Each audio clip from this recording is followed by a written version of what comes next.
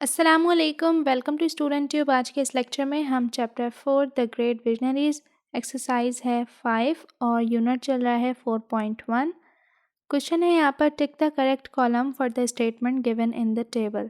अब यहाँ पर 6 स्टेटमेंट दी हैं, यहाँ पर बताना है कि कौन सी ट्रू है, कौन सी फॉल्स है। ट्रू होगी तो हम ट्रू में टिक करेंगे, फॉल्स होगी तो फॉल्स में टिक करेंगे। सबसे पहले है Jinnah wanted Muslim to have more rights in Pakistan. ये क्या है, ट्रू है। नंबर 2 है Zoya and Ambar offer to find information about Allama Iqbal. False. Number 3, Quaid-e Azam first join the Congress and then the Muslim League. Yes, Quaid-e Azam ने पहले कांग्रेस को ज्वाइन किया था, इसके बाद उसे छोड़कर मुस्लिम लीग को ज्वाइन किया, तो ये है true. Number 4, both Quaid-e Azam and Allama Iqbal were barristers. Yes,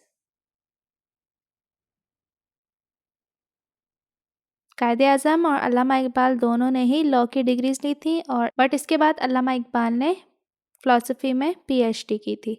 Allama Iqbal road 2 letters to कायदे आज़म इन 1938। False.